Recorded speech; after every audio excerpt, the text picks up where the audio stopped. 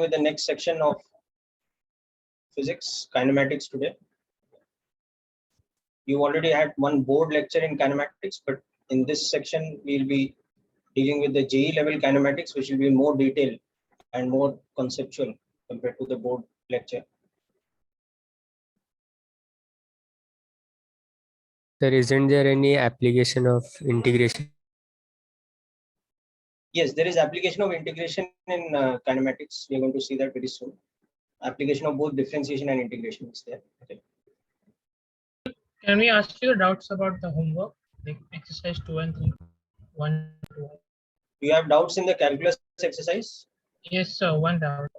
Okay, we can discuss those first. Let's actually complete that then. Okay. So let's start with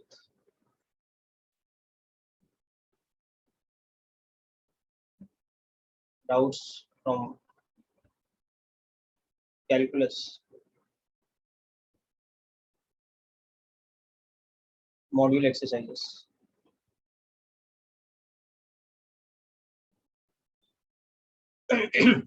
Just a second, I'll just bring the module.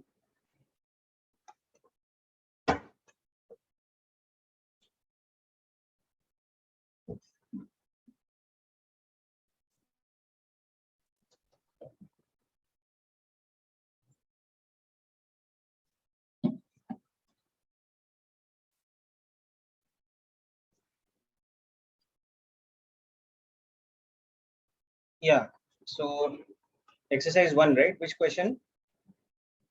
I have a doubt from exercise. Exercise 2. Okay, question number?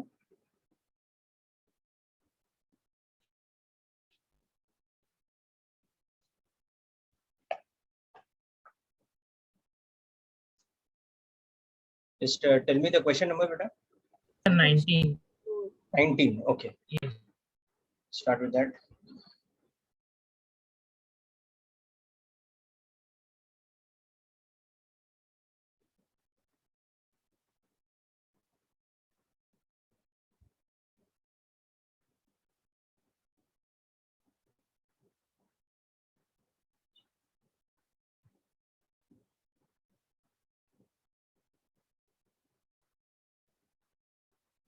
So it's a indefinite integration question.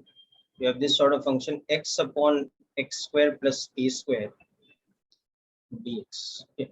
Now this is the type of question we discussed that day. That you can see that there is a composite function and there is also the derivative of the function inside it. If you think of x square plus a square, the quantity in the denominator, as gx, then you can see that g prime x is 2x, the differentiation of this. So that x is there in the numerator. So if you just multiply divide by 2, you can write this as like this. Small manipulation, you can do like this.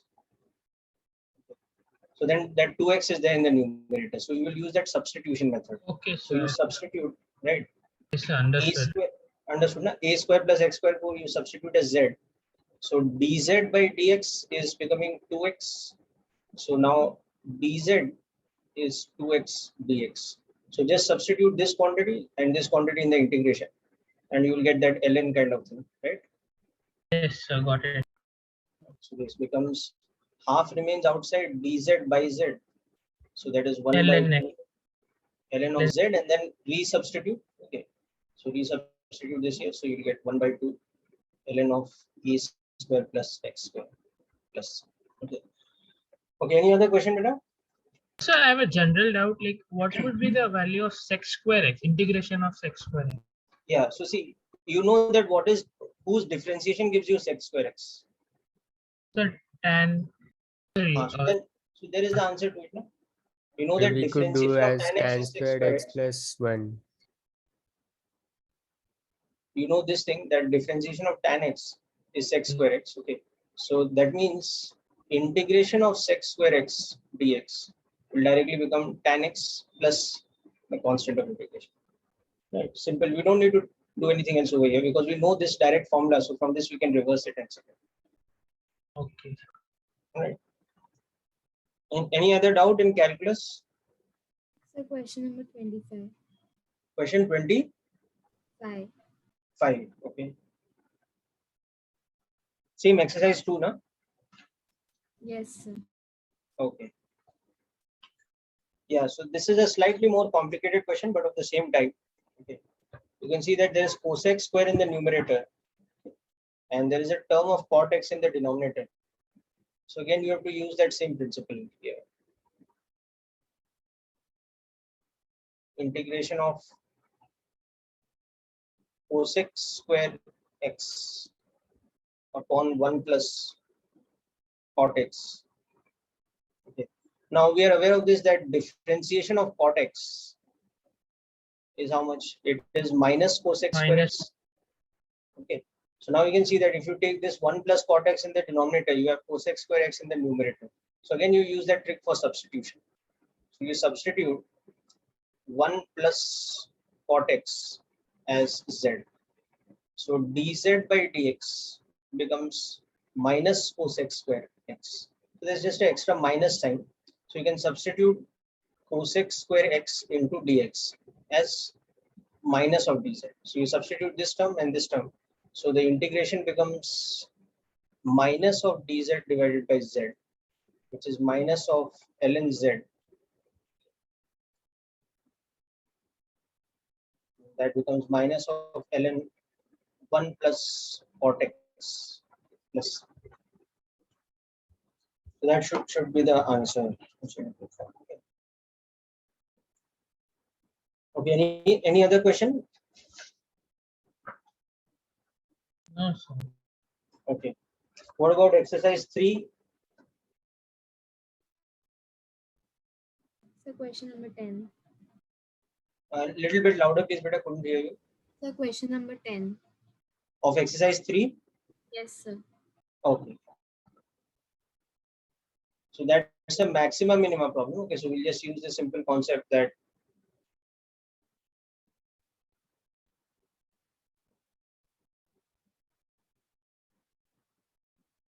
a body is thrown upwards with a velocity which is 29.4 minus 9.8 t. Okay. So we have to find the maximum height. Find maximum height. So if you throw an object from the ground at time t equal to 0 with some initial velocity u, as it goes up at any time t, its velocity is like this, but its displacement is basically the height it's reaching. So the displacement is nothing but the height that we're talking about. So velocity is basically what? Rate of change of displacement. So rate of change of displacement is equal to what kind of quantity? It is 29.4 minus 9.8 t.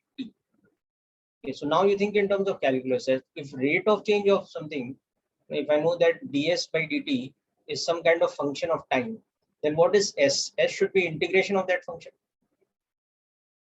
You understanding this point now? Yes, sir. Okay, so that means here s should be integration of 29.4 minus 9.8 t dt. So in general, s will become what? 29.4 is a constant, so 29.4 t minus 9.8 comes outside, and integration of t is t square by 2. Okay, so this kind of term plus some constant. Now I'll tell you how we'll remove the constant also. Okay, so s becomes, first of all, it becomes 29.4 t minus 4.9 t square plus c as of now. This is the value of s. Now what about the value of the constant? So we know that at t equal to 0, s is 0 by definition. So that's how we define displacement. Right, so this is coming from a physics definition of displacement. So this point is clear, no? Yes, sir. Okay, so substitute that in the above equation. So s should be 0 when time is 0. So that means the constant c is how much? It's 0. So that is now telling me that s as a function of time with even that indefinite constant removed, because you now found its value to be 0, is given by this kind of function 4.9 t square. Now see the interesting thing, to find the maximum we won't have to do too much work. So now what we have to do, this s is nothing but the height. S is the height because it's the displacement in the upward direction. So it is nothing but the height. So height is maximum when ds by dt should be 0. Okay, local maxima concept. Yes, sir. So now I don't even need to differentiate again. I can already see that ds by It's dt is 3. this term. T is 3. So ds by dt is 0, means that time is how much? 29.4 divided by 9.8. That is 3 seconds. So I know this thing, that ds by dt is becoming 0 at 3 seconds. So therefore, that maximum height will be the value of s at the time of 3 seconds. So in this function above, this one, I'll substitute the value of time as 3 seconds. So 29.4 into 3 minus 4.9 into 3 square. And whatever I get this only will be my maximum height in meters. Okay, so this is a pure like calculus way of dealing with this question. I just minimize this a little, just go through the thing. Okay. But later we'll see that this kind of question can be also done by direct kinematics equations once we learn kinematics. Okay. But the whole point here was to get you used to solving something using calculus application. So the question is clear now, beta? Yes, sir.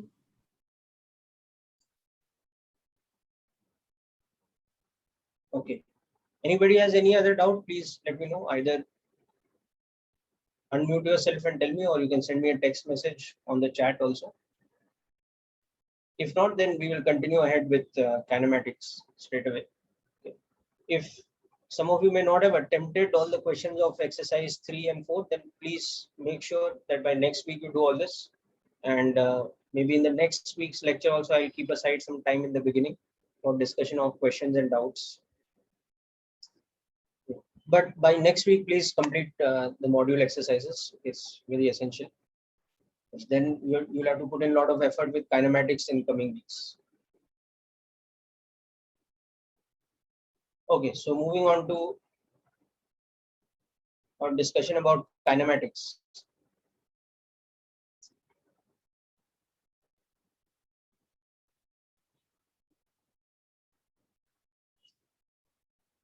So as we discussed in that board lecture thing also, that the meaning of the term kinematics, it's derived from the word kinetics, so it's motion. So kinematics is basically the physics of motion.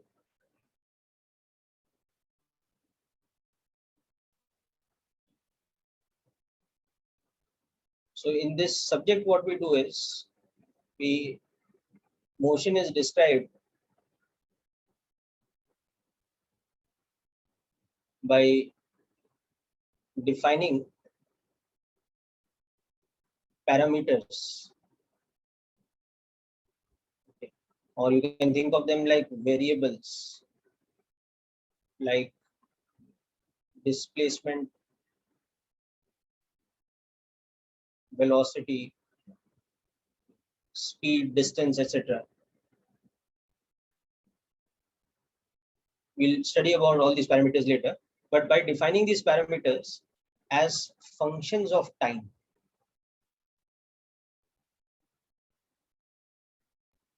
okay, and by studying the relationship between them.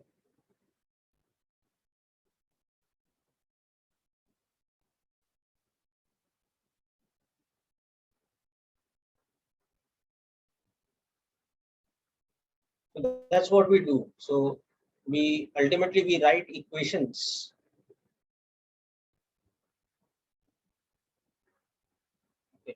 that define these functions or relationships.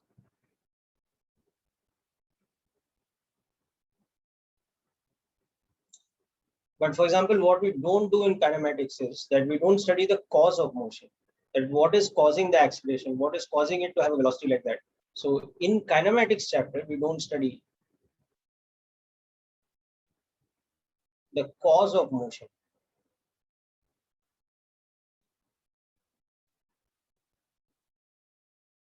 So that is not taken into account.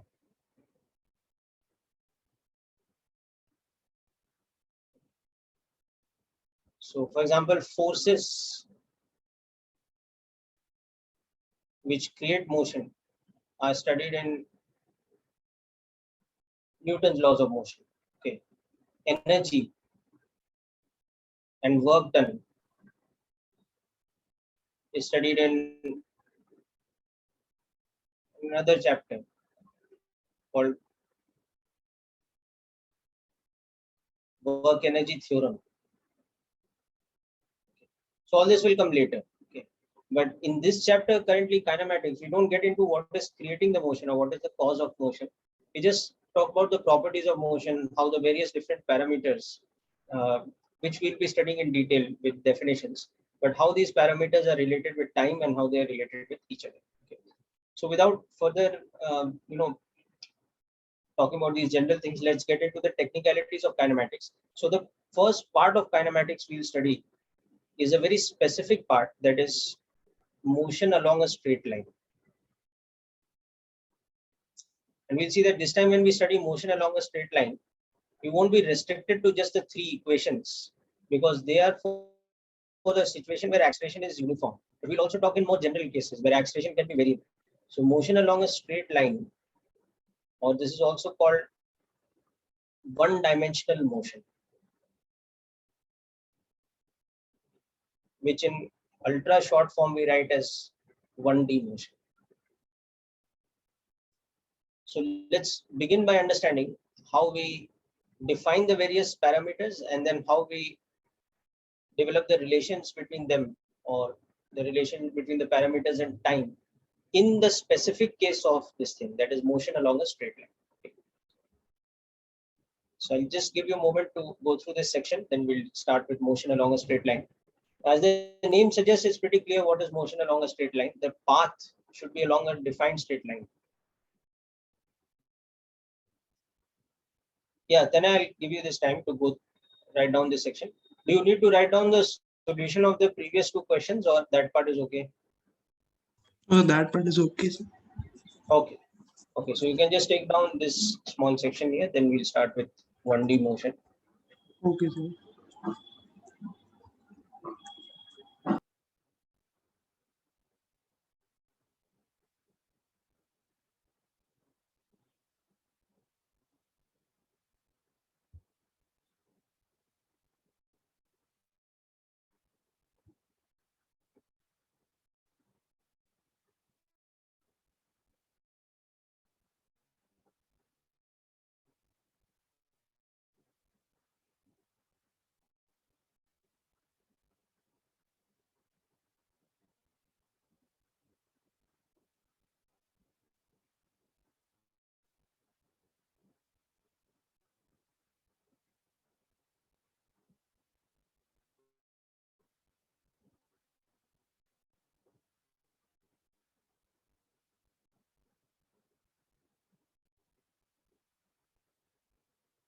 Done.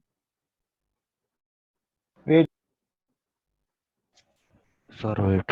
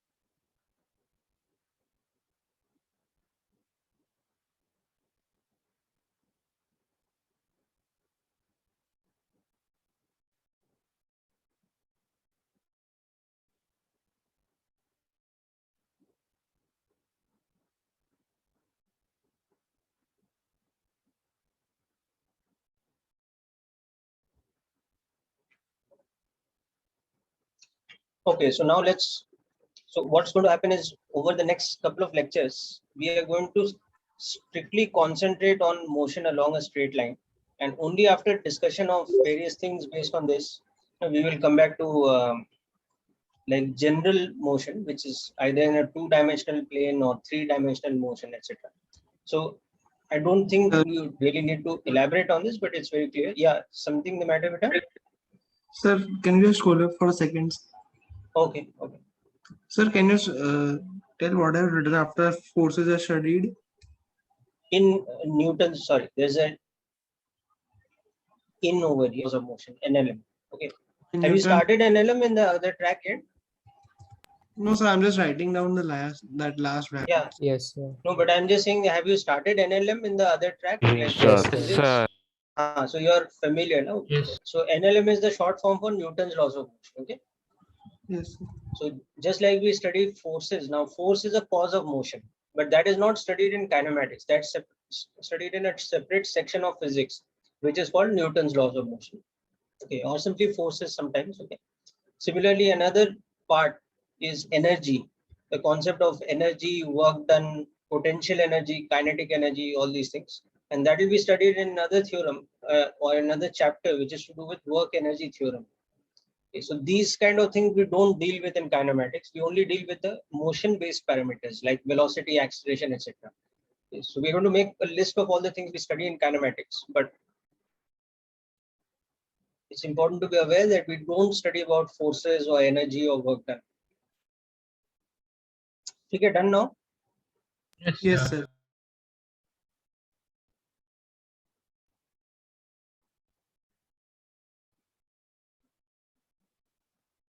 Okay, so now as the name suggests, what is motion along a straight line?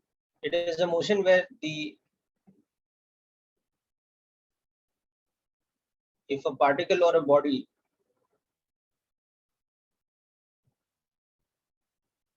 moves in a straight line path,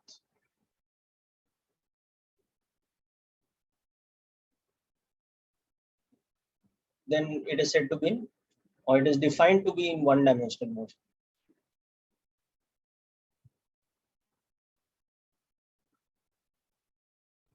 So I'll just write in short form 1D motion. But 1D motion is the same thing as motion along a straight line. So the first thing we'll define for the parameters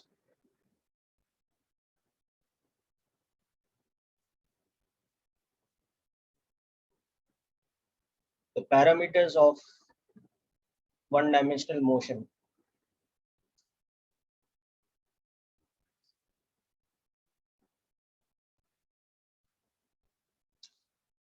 So we'll start by defining position.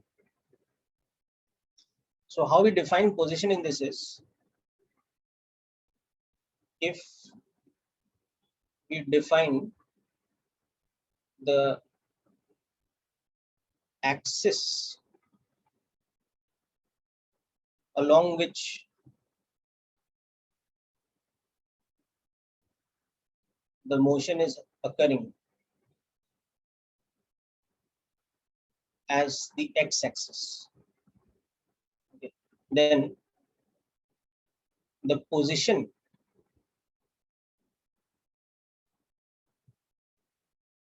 at any instant of time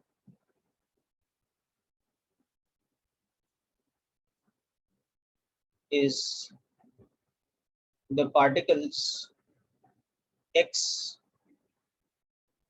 coordinate. Okay. So basically position is defined by a single coordinate over here. It's defined by a coordinate. Okay. Now it's not always mandatory that we have to take the axis along which the motion is happening as our x-axis. We can take it as our y-axis or z-axis. So accordingly, the name of the coordinate will change. It will be the y-coordinate or the z-coordinate.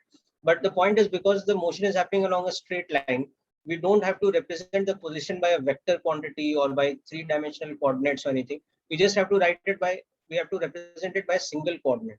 Okay?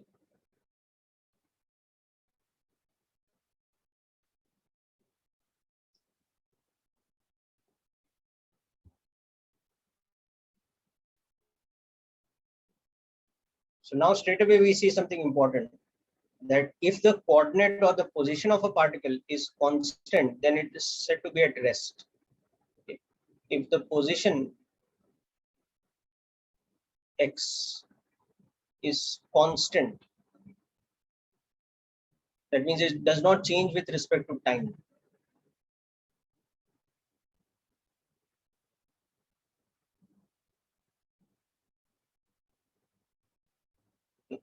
then the body or particle is at rest. Okay. Whereas for motion, the position must be varying with time.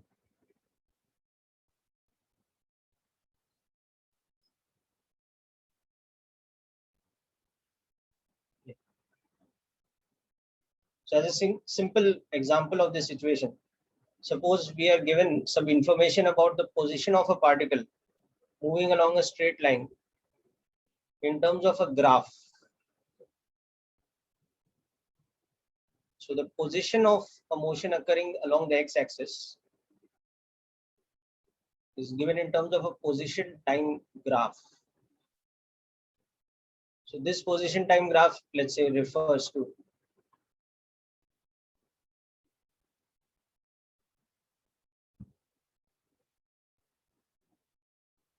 something like this is happening, suppose. So up to a time of 5 seconds, let's say, the position is changing from 2 to 6 in meters. Then up to 10 seconds, let's say nothing is happening. And then the position is coming back to 1 meter in 14 seconds. So position time graph given for the 1D motion along the x-axis. So here we can understand from this that from 5 to 10 seconds, the body is at rest. Immediately on looking at the graph, you can understand, because its position x is constant at x equal to 6.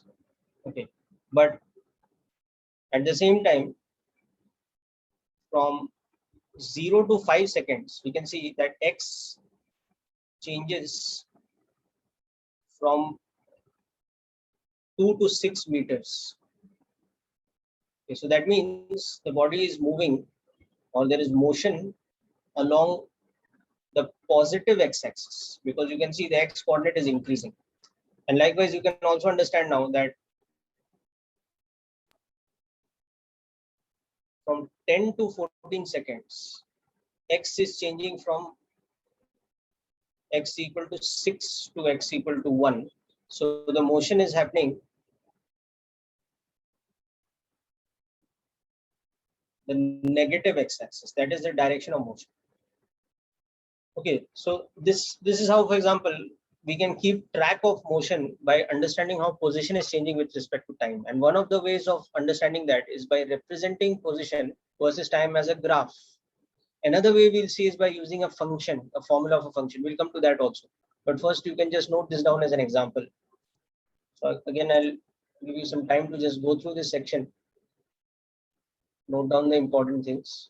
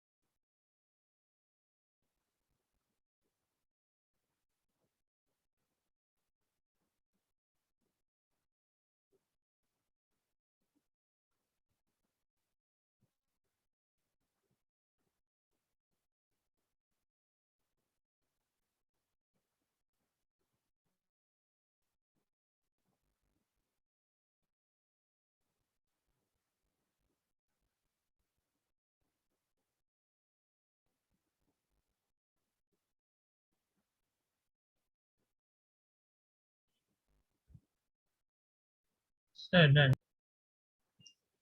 So just a second.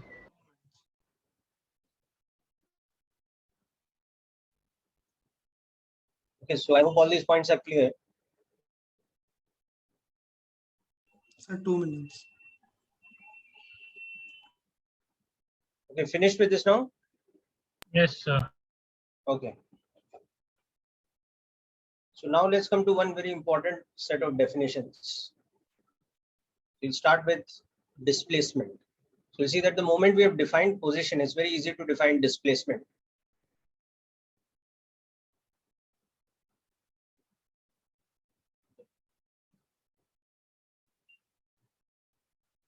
So displacement, which we generally denote with the symbol S.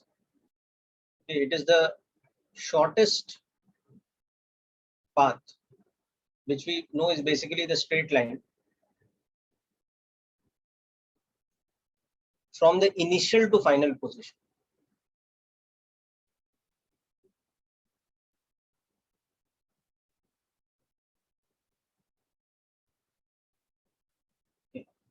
Obviously in a given time interval. So if something is in motion and I just ask you what is the displacement, the question doesn't make sense. I have to specify that I'm talking about the displacement from what time to what time or what interval of time. So now if you visualize this particular situation of motion, motion along a straight line, so suppose x-axis, this is the axis of a one-dimensional motion. That means the one-dimensional motion is happening along this particular axis. Now suppose a particle was located over here at x equal to some coordinate x1 at time t equal to t1. And then after some time, that particle went here. It went to x equal to x2 at time t equal to t2, where I'm assuming that t2 is a greater time than t1. Okay. Then according to my above definition, what is the displacement during this time? The displacement is the line. In fact, it is more like a vector, okay, because it has a direction. It points from initial to final position. But only here, because it has only two possible directions, plus or minus, we just represent it with a scalar quantity s. Okay. So the displacement s, you can see from the above diagram, is nothing but x2 minus x1, or we can in general say that s is equal to delta of x, that is the change in the x coordinate. So our definition of displacement becomes even more simple. This is the displacement in time interval t1 to t2. In the given time interval t equal to t1 to t2. Okay, or in general we can say that the displacement equals to the change in, delta means change in the position, because x is the position. So that's another way of making the definition of displacement. And in 1D motion, okay, the sign, that is positive or negative, indicates the direction.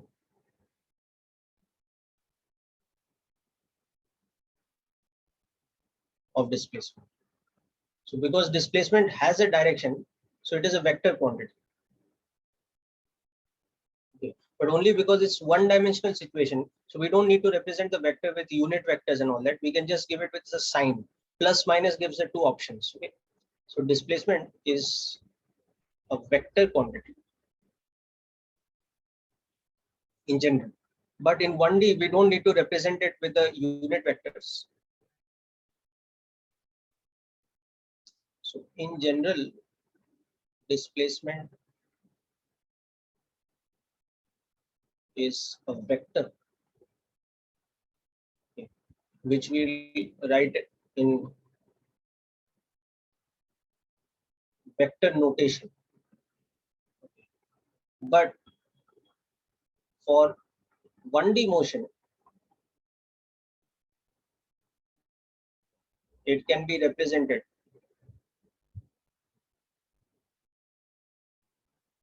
as a scalar, but with sign plus or minus, because the sign gives the direction or it indicates the direction. So because one-dimensional motion is a simplified form of motion, we don't need to use the complicated vector notation of I cap, j cap and all that. We can just represent displacement as a scalar quantity, but a quantity which has scalar which has algebraic sign plus or minus. And accordingly, the sign tells us the direction in which the motion is happening. Is it happening along the positive x direction or along the negative x direction? So just make a note of this, then we'll discuss some numerical analysis based on this definition now. Sir, Yes. so you wrote there s equals to function of x, right? Sorry, what did I write? S is equal to?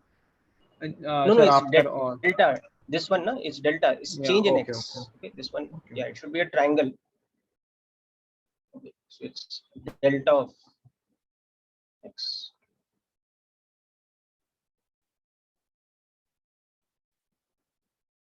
That means change in position.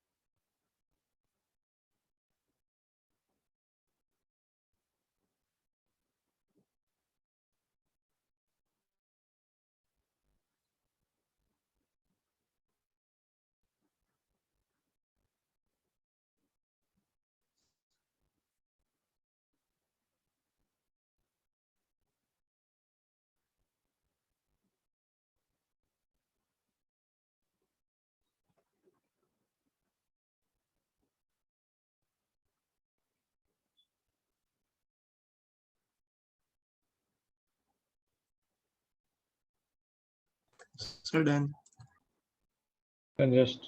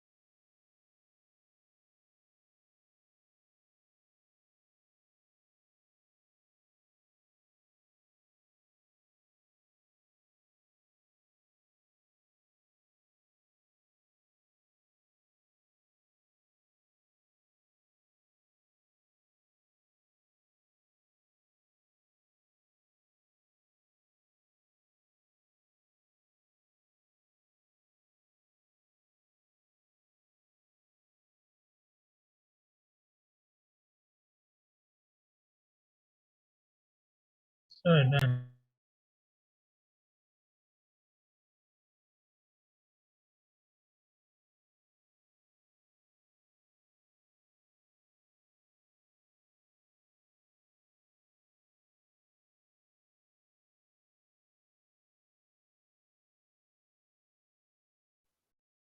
Yes, Vedant, that is exactly the point. Because it is a one-dimensional motion, we don't need to represent it as a like as the proper vector notation, like S with an arrow, and we don't need to use the unit vector notation. But when we come to 2 and 3 dimensional kinematics, okay, that is motion in a plane or motion in 3 dimensions, we'll see that we'll represent it by a vector quantity. Now let's look at our next example. So a particle moves along the x-axis such that its instantaneous position x as a function of time is given by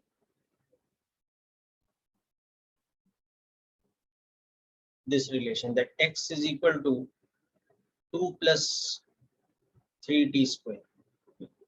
So this is given to us in the problem where x is in meters. So x is in meters.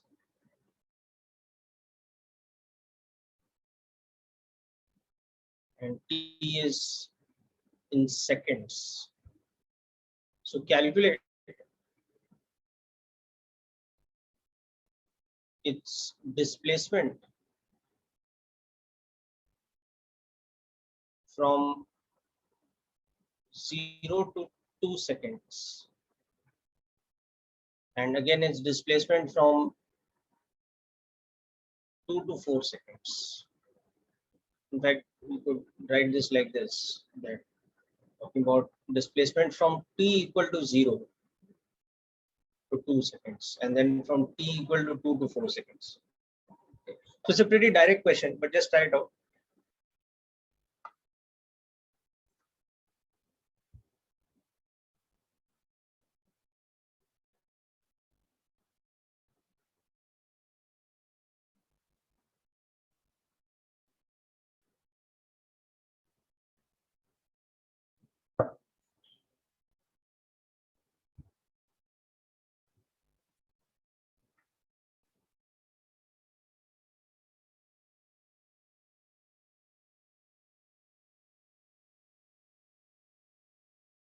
Okay, good, Vedant, that's correct.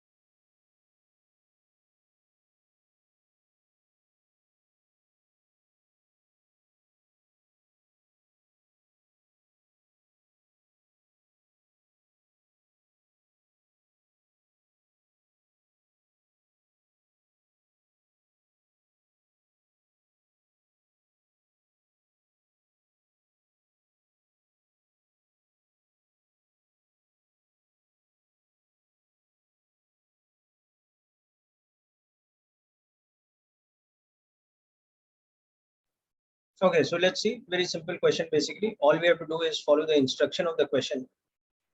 So x as a function of time is given to me. Okay, x is given as a function of time, and that's this particular function. So now I, for example, want to find the displacement from t equal to 0. Okay, 2 seconds. So that should be equal to the x coordinate at t equal to 2 seconds minus the x coordinate at t equal to 0 seconds. That's the change in x. So I should understand that from this, x at t equal to 0 is how much? It is 2. In fact, with a proper sign and all that is like this. Whereas x at t equal to 2 seconds is how much? It is 2 plus 12. So it's plus 14 meters. So what is the displacement from 0 to 2 seconds? It is the x coordinate at 2 seconds minus the x coordinate at 0. So that is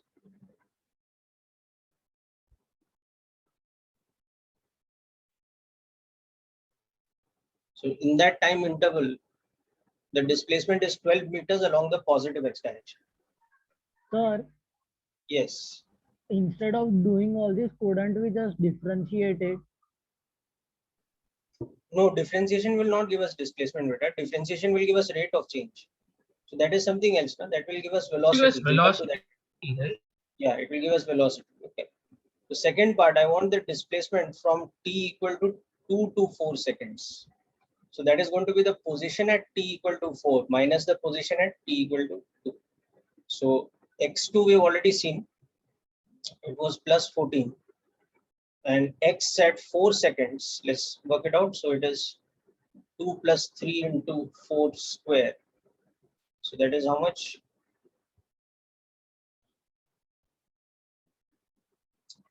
50, right? So now my displacement from 2 to 4 seconds will become 50 minus 14 or plus 36 meters. So this is the displacement from 2 to 4 seconds.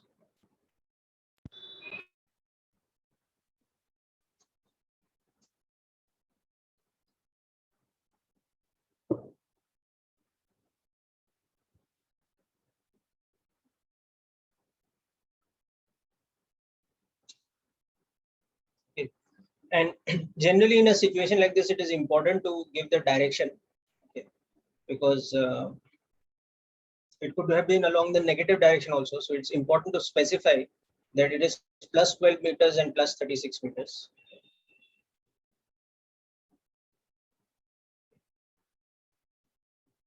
So just for example, I'll just give you some time to note this down.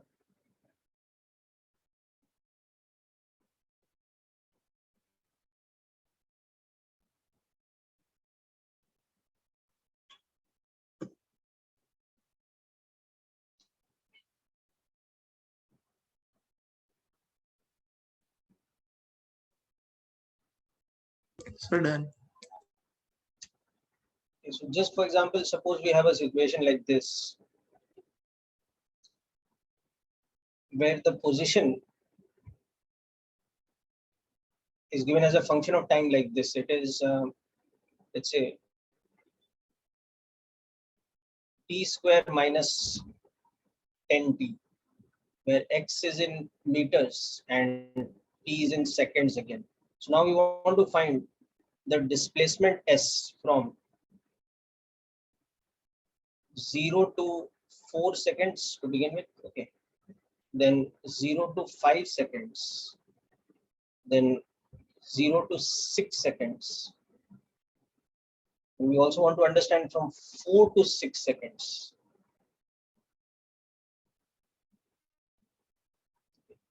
And we also want to understand from 0 to 12 seconds.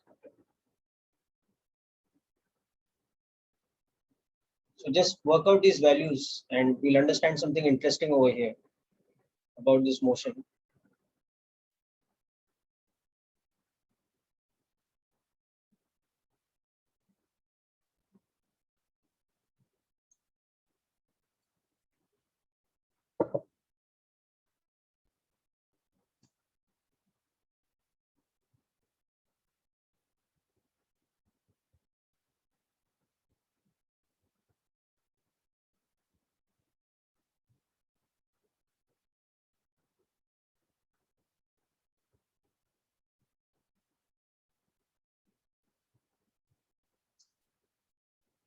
So just send me the answers like you did for the previous question also.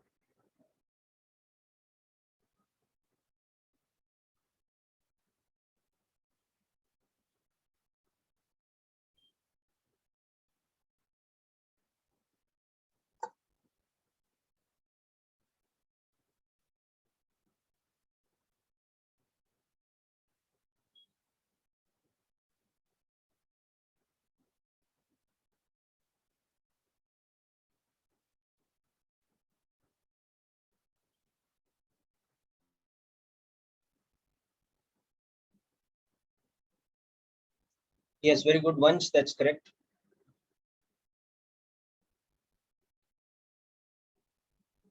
The last one, yeah, it's correct. Very good.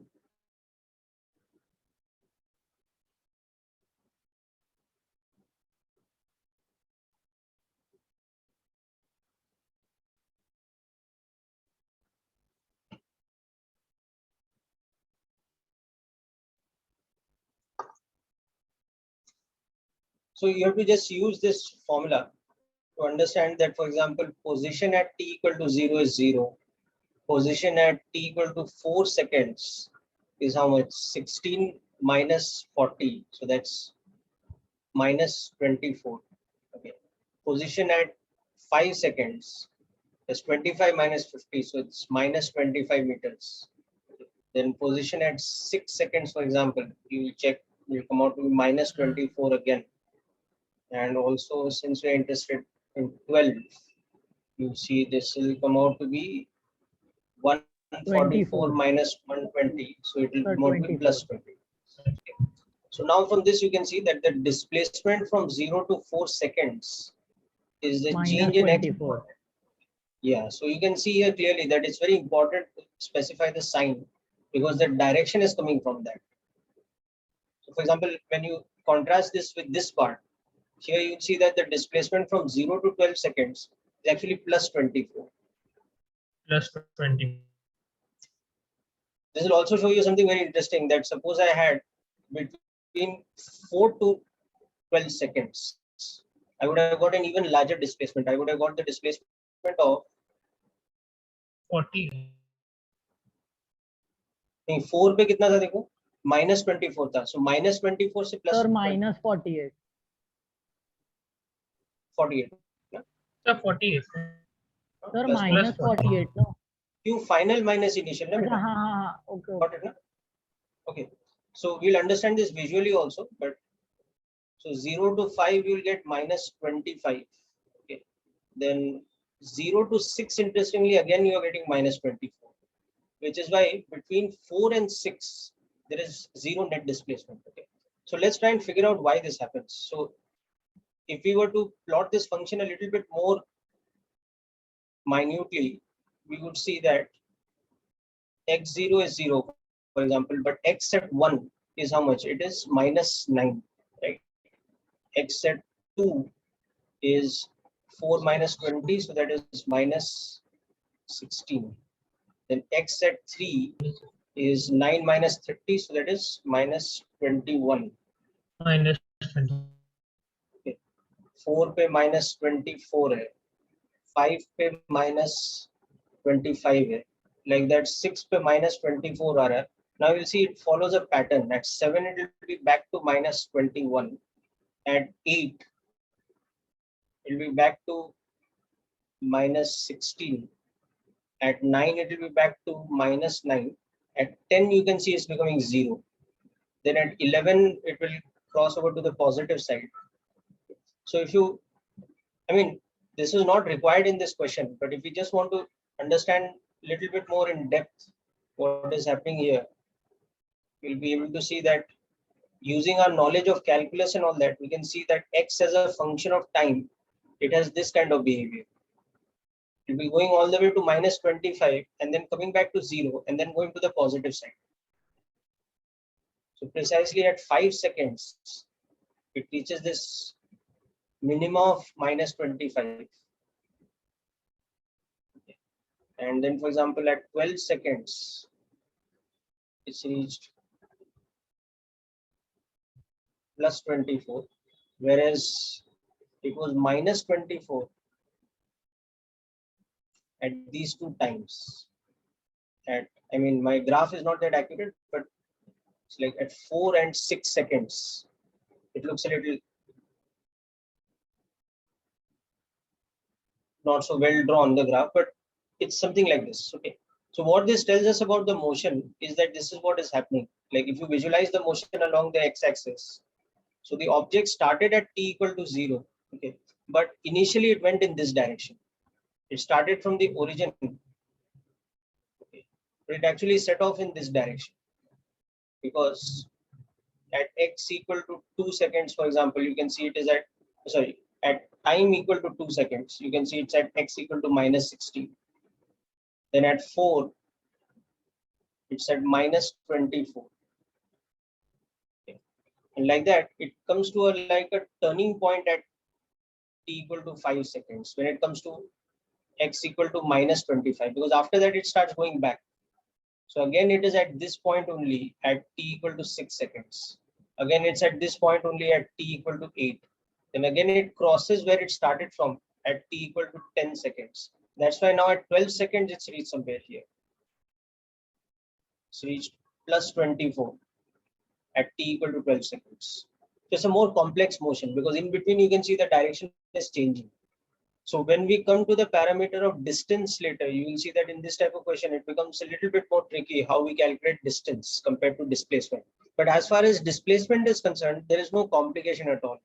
The formula remains the same, that displacement in any time interval is nothing but delta x. That is, it is the final x coordinate minus the initial x coordinate. So when we are talking about displacement from 0 to 12 seconds, it is nothing but the coordinate at the 12 second minus the coordinate at the 0th second. And we're talking about 4 to 12 seconds. It is nothing but x at 12 minus x at 4. Okay, hence it's becoming plus 48. Like that. Sir, Yes. sir, I had a doubt. In the D Yes. sub question, sir, it should be the displacement at 6 seconds minus the displacement at 4 seconds, right? The displacement between 4 and 6 seconds, how we'll calculate? No, see, it's the difference in position. Na? Is the straight line from the initial position, that is when at 4 seconds, to the final position, that is when at 6 seconds. So think in terms of this drawing I made over here. Na? At 4 seconds, where it is located, at x equal to minus 24. At 6 seconds, where it's located, it is come back to there only. Yes, sir. So the displacement, net displacement is how much? 0. No, because the initial and final position are same at 4 and 6. Okay, sir. Understood, sir. Understood the point? No? Yes, sir.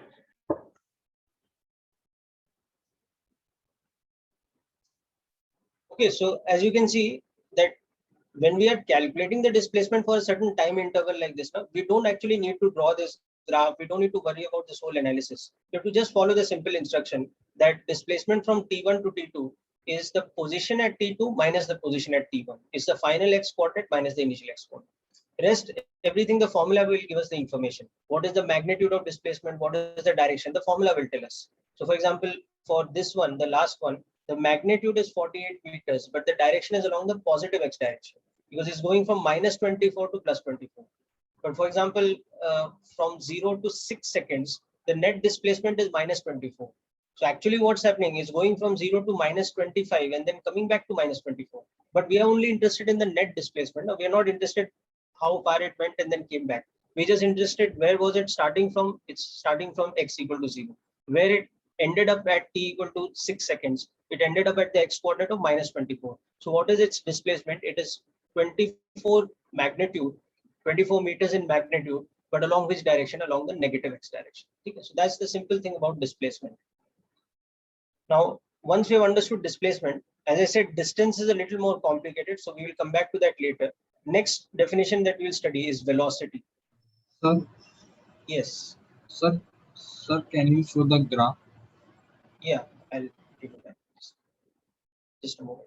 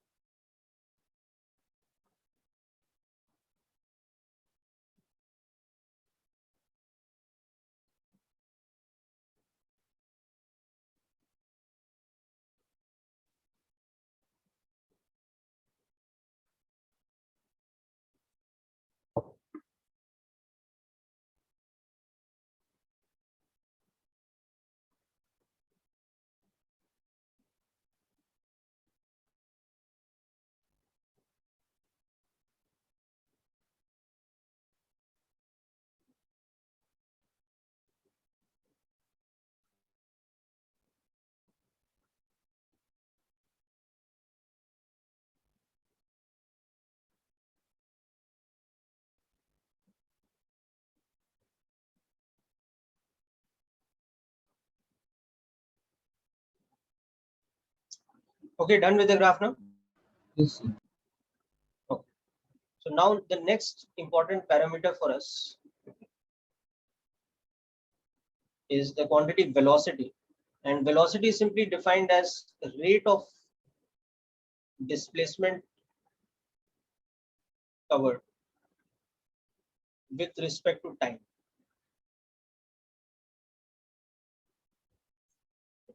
Now, since displacement is the change in position, so we can also define it as rate of change of position with respect to time, because displacement is one and the same thing as change in position. So rate of change of position with respect to time. So now going back to calculus, what we had learned that when we talk about rate of change, there are two types of rate of changes. One is the instantaneous rate of change. So here also there are two types of velocities. One is the instantaneous velocity, okay, or more commonly we just simply call it velocity. So in language of kinematics, when we just use the term velocity without any prefix, it means that we are talking about the default quantity of instantaneous velocity. So instantaneous velocity is the instantaneous displacement with respect to time, or since the displacement in time dt is the same thing as the change in position dx in the time dt, we can also represent it like this. So whether we use this definition or we use this definition, is one and the same thing. Okay. So instantaneous velocity, that way we'll say it is the instantaneous displacement, okay, or sorry, it's the instantaneous rate of displacement or instantaneous rate of change in position with respect to time. Whereas we have a second type of velocity that we define as the average velocity. Now this is not the default meaning of velocity. Okay, so we have to always specify it with the term average. If we just use the term velocity, we don't mean average, we mean instantaneous. So average velocity is defined as the total displacement in a time interval divided by the time, or we can define average velocity as change in position divided by change in time, or that's the same thing as x2 minus x1 upon t2 minus t1, because the displacement in a time interval t1 to t2 is nothing but the change in x coordinate x2 minus x1. So this is how we define average velocity in a time interval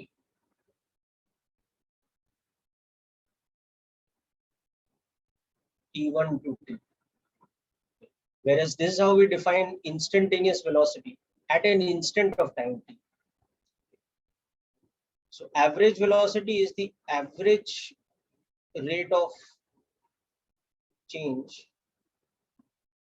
of position, or the average rate of displacement with respect to time. So if we go back to the beginning of calculus, we had discussed about average rate of change and instantaneous rate of change as delta y by delta x and dy by dx. And we've seen that in the graph, average rate of change is the slope of secant line, and instantaneous rate of change is the slope of tangent line. So here it's exactly the same thing. Okay.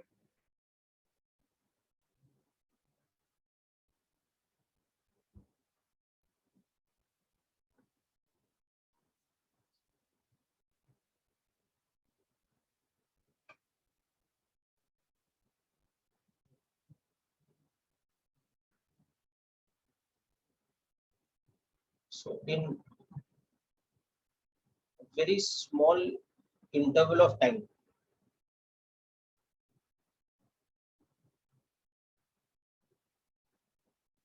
dt, the displacement will be denoted by ds because it's a very small displacement, and that is nothing but dx. Okay. And if you recall from calculus, what dt means, it means limit delta t tending to 0. Extending So to very, 0. yeah, like that. Over there, dx was delta x tending to 0. So here dt is limit delta t tending to 0. So it's that same thing.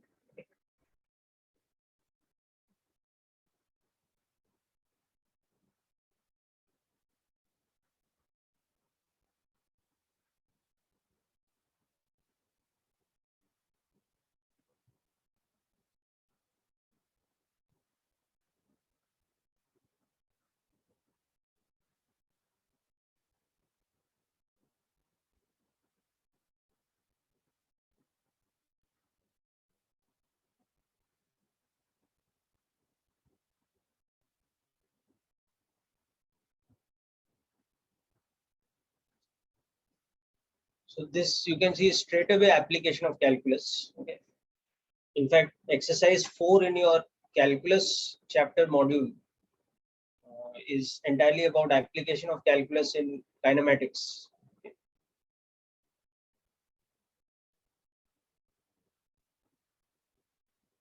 So this section, motion along a straight line, is completely about application of calculus. And the next part, which will be 2 and 3 dimensional motion, will be combination of vectors and calculus. Okay, mostly simple stuff in vectors like component algebra, expressing a vector in unit vector notation, I cap, j cap, things like that.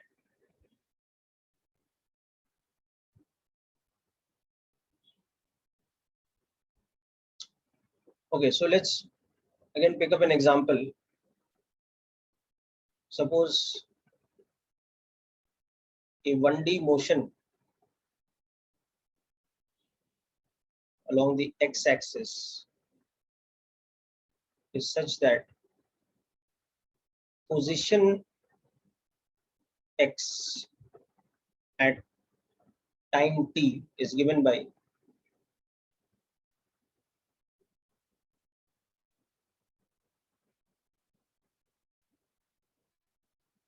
this kind of a function, where x is in meters,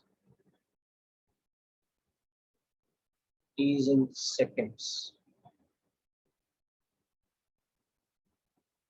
So now we want to find the displacement s as a function of time. Okay. So what we mean by that is that it is the displacement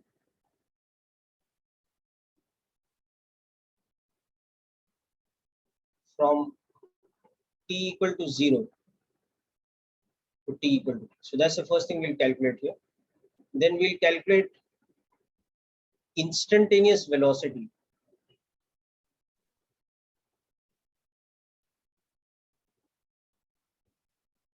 Again, as a function of time. And then what we'll do is we'll calculate the value of the instantaneous velocity v at t equal to 1 second and again at t equal to 4 seconds. And we'll calculate the average velocity from t equal to 1 second to t equal to 4 seconds.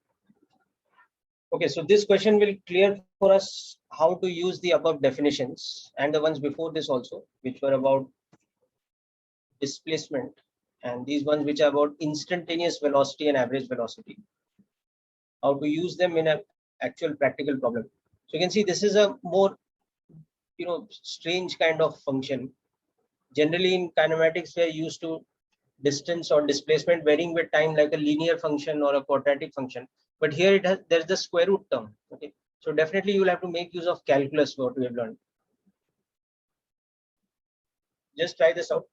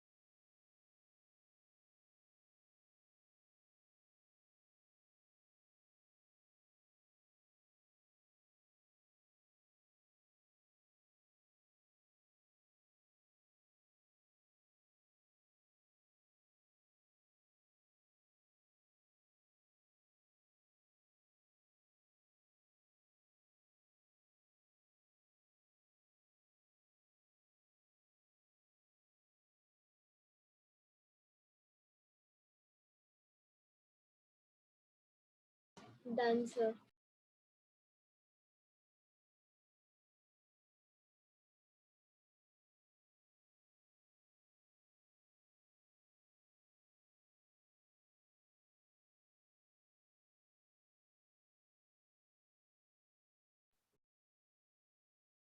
Okay, people. So I'm just going through all your answers.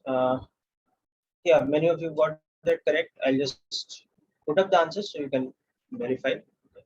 So first of all, you have to understand that when we talk about displacement, just as an instantaneous quantity, okay, at an instant t like that. So we mean displacement from 0 to t actually. That is the meaning of that term. So if we're just talking about s as a function of time, we mean the displacement from 0 to t. So that is nothing but x at some time t minus x at the initial position. So from this you can see that x at a time t is already given to us, whereas x at t equal to 0 is 2, because so to substitute. So you can see that the displacement in this time interval 0 to t is just root t. This is the displacement as a function of time. So that's the first thing. Now you can appreciate what we are talking about in the definition of instantaneous velocity.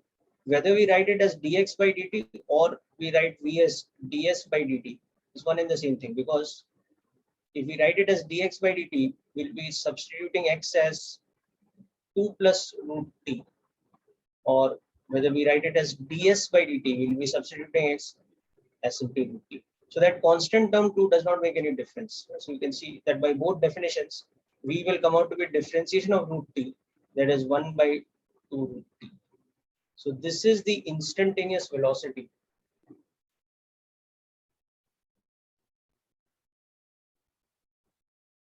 as a function of time.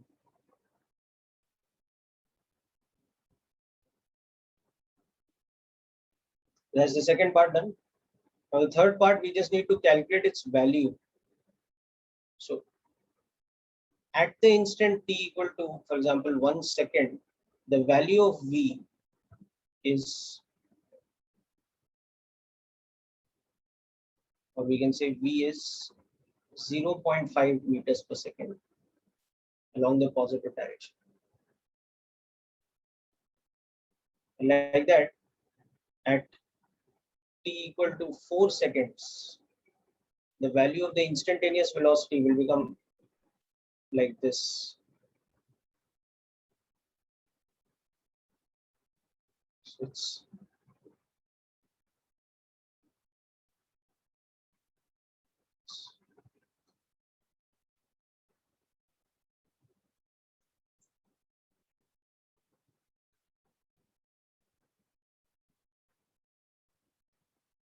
okay. And now finally the average velocity part.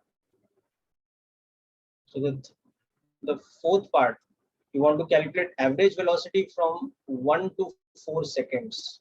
So that is nothing but displacement divided by time. So that is the displacement from 1 to 4 seconds divided by the 3-second time interval. So displacement from 1 to 4 seconds is nothing but x at 4 minus x at 1. So it is going to be root 4 minus root 1 when you calculate it. So it's going to be 1 meter. So the displacement in that time interval is 1 meter. And the time interval itself is 3 seconds.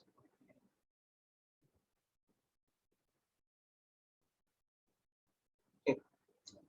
So the average velocity will become 1 by 3, or we can write it as 0.33 meters per second with a positive sign. This is from t equal to 1 to 4 seconds.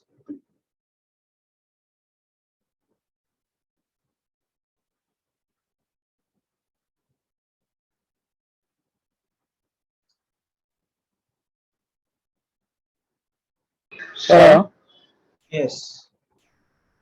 so here you did with the help of the first equation where you got root t, right? For the fourth one, like root 4 minus root 1.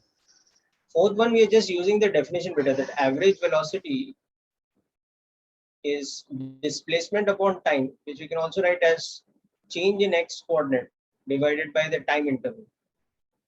Okay, and this just put the time interval as 1 to 4 seconds now. So this is x at 4 minus x at 1 divided by the time interval, which is of 3 seconds. Okay. So when you calculate the numerator, it will come out to be 1 meter plus 1 meter. That's how we're getting this.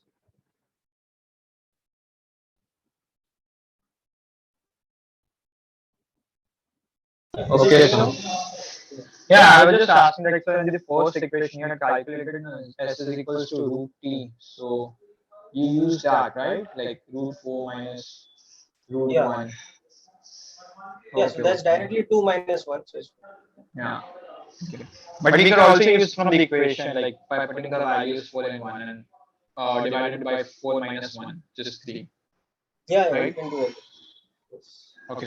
I mean, you should do that actually. You should substitute x4 properly as how much? It will be actually, it's 2 plus root t, no? So it will become 4.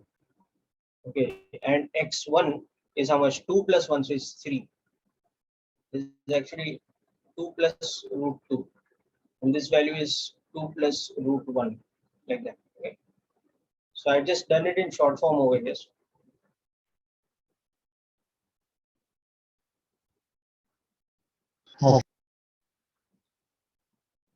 Okay, so this is about average velocity and velocity. Now we come to the next definition, which you might have guessed is acceleration. Remember, we are still talking about 1D motion only. When we come to 3D motion, or even two-dimensional motion for that matter, all these parameters will become vectors. So acceleration, which we denote with the symbol small a, it is the rate of change of velocity with respect to time. So whenever we use a rate of change in the definition, it means that there will be two types of quantities, instantaneous and average. So likewise here also, instantaneous acceleration, which is what we generally mean when we just use the term acceleration by itself. By default, we mean that we're talking about instantaneous acceleration. So instantaneous acceleration is instantaneous rate of change of velocity with respect to time. This equals to the instantaneous rate of change of v with respect to t. Whereas the average acceleration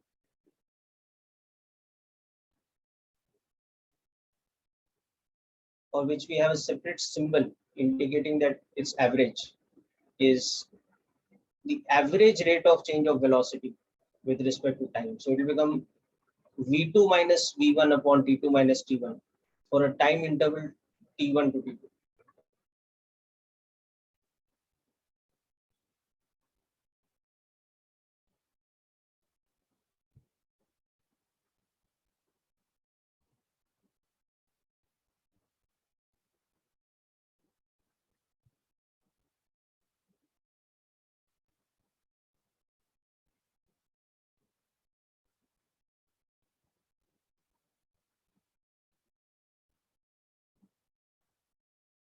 Okay, now just as you're noting this down, we'll just talk about the units of all these quantities.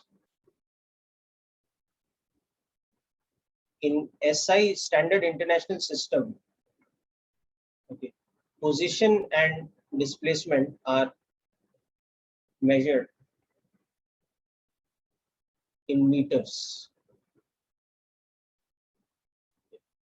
whereas velocity and average velocity are measured in meters per second, and acceleration and average acceleration are measured in meters per second square, because time is measured in seconds. But there are also some common units.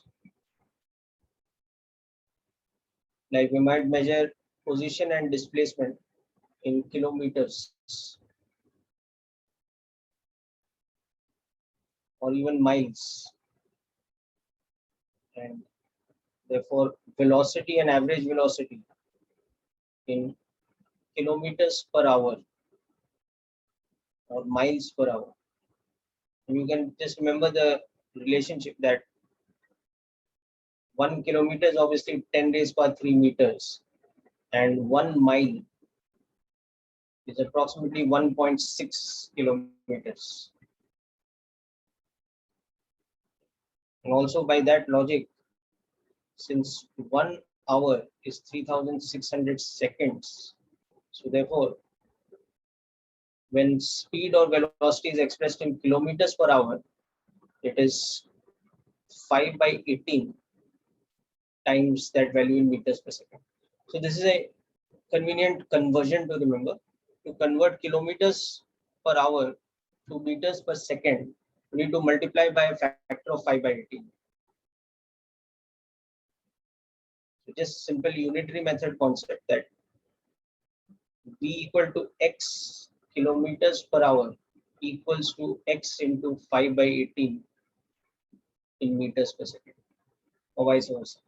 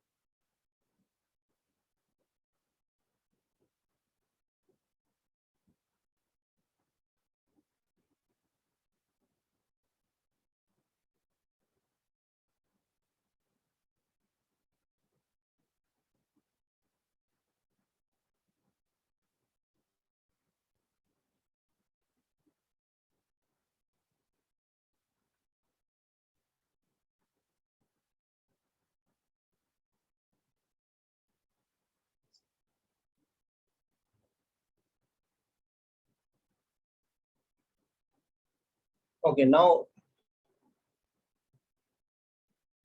we'll talk a little bit about the relationship between the different parameters. Scroll up a bit, So, just for Sir, can you just scroll?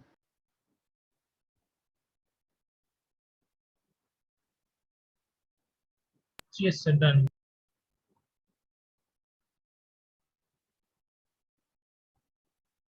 so the relationship between, for example, displacement and velocity.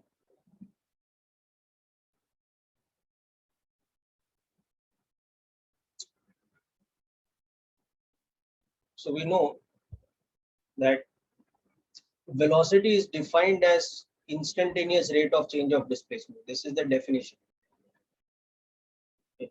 So the inverse of this definition now is that displacement should be integration of velocity with respect to time, or displacement s from time t equal to t1 to t equal to t2 will become more specifically the definite integration for those same limits from t1 to t equal to t2. So this statement or this one here, this is the inverse of this definition, that instantaneous velocity is rate of change of displacement. So displacement is integration of velocity with respect to time. So for example, we have that situation that the instantaneous velocity is given as this kind of function. Let's say 2 root t, where velocity is in meters per second, t is time in seconds. Now we want to find the displacement s from t equal to 0 to 1 second. Then we want to find the displacement from t equal to 1 seconds to, let's say, 9 seconds. Okay. And we also want to find the instantaneous displacement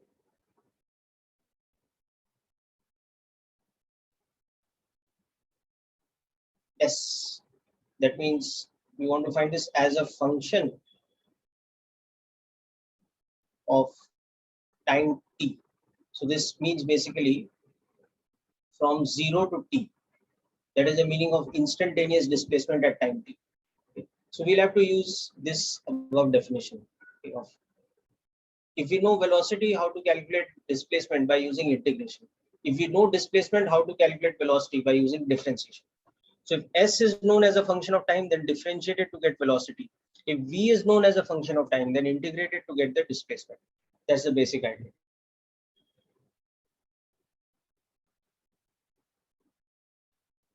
So just try out this question. I'll put up the answers in a minute.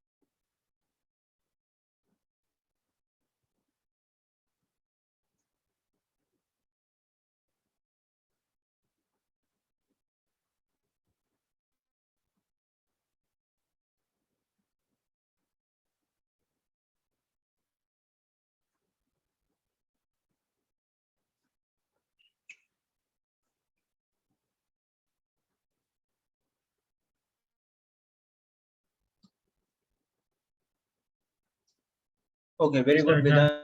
Vedant. Your answers are there. Checking for this also. Okay, so let's work out this question. So velocity is known as a function of time here. Na? So displacement will be integration of that function.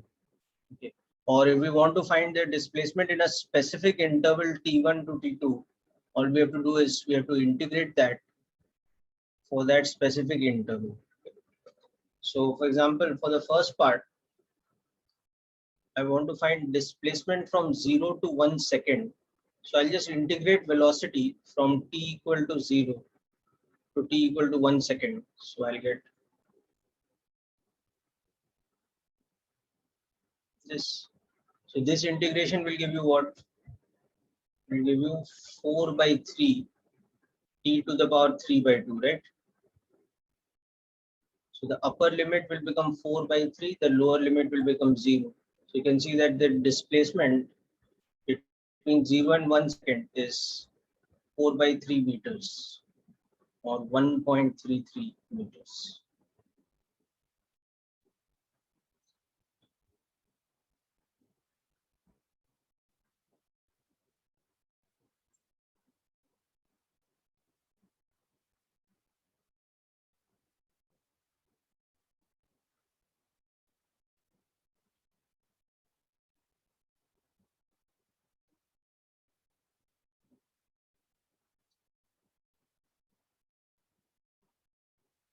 So Vedanta, I think you just missed 1, 2 somewhere. Otherwise, you would have got the correct answer. This integration.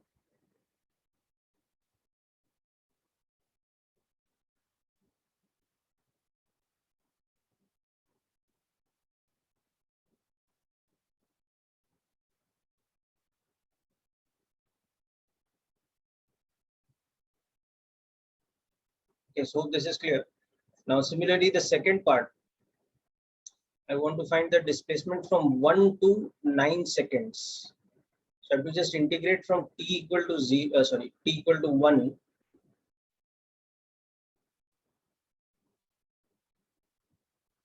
to t equal to 9 for the same thing.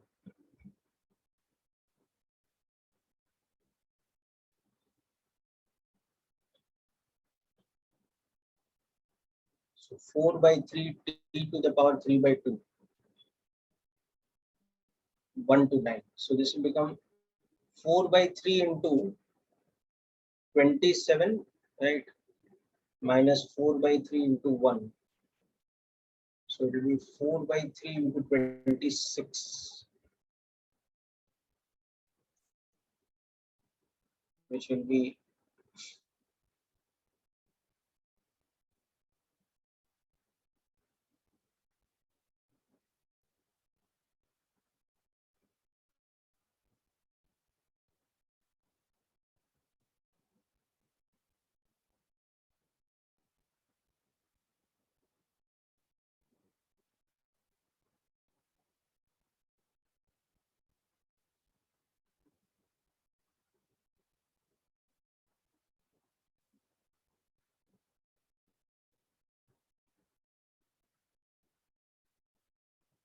Sir,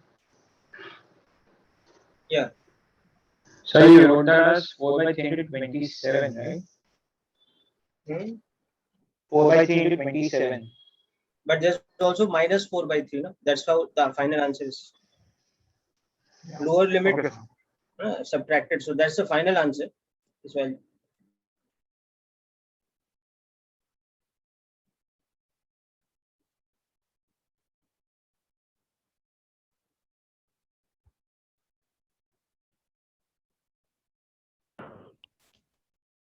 Sir, it will be 27 by 2, no?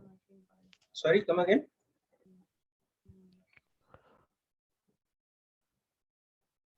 What were you asking me? I didn't hear the question.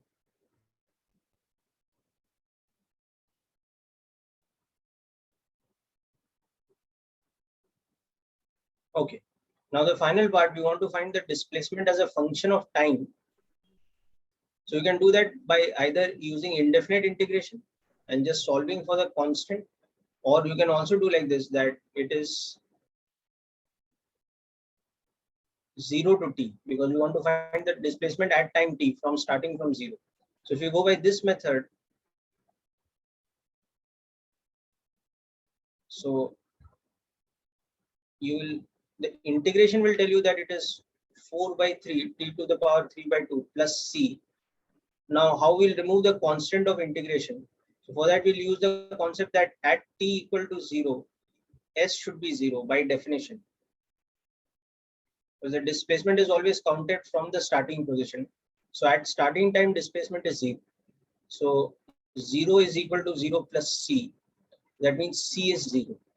So that is the value of c, and that tells me that the displacement as a function of time is this.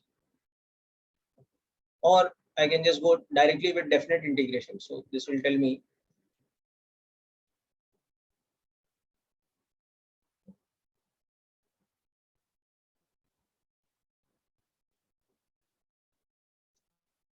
so the upper limit itself will become the value, because the lower limit will be 0.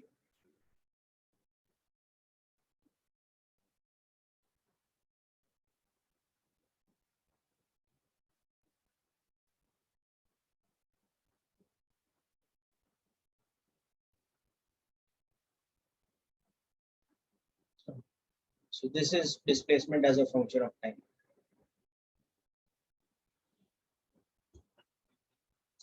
Whereas same question, suppose we wanted to find acceleration, then we would have differentiated. Whereas to find displacement from velocity, we integrated. Okay. So with this, we come to an end to today's class, people. You have been sent a list of reference books also. So in that, we will be solving questions in class also from some of the reference books, like H.C. Verma questions we'll be solving. And from time to time, I will be asking you to read some theory and do some reference work from one of the books, the book called Fundamentals of Physics, or simply Physics by Resnick Halliday. Anyhow, I think you just got the list today, so go through it. I'll tell you more about it in the next lecture. So I'll send you a set of questions to do for this week. You can start with the exercise 4 in the calculus module, if you haven't done that already, because they are just applications of calculus in one-dimensional motion. So what we have learned today applies most to those things. Okay? So that's it for today's session, people. Wish you all the best. Thanks for attending. So Thank you, Bye, sir. Bye, sir. Yes, sir. Sir, bye, sir. Okay, bye, people.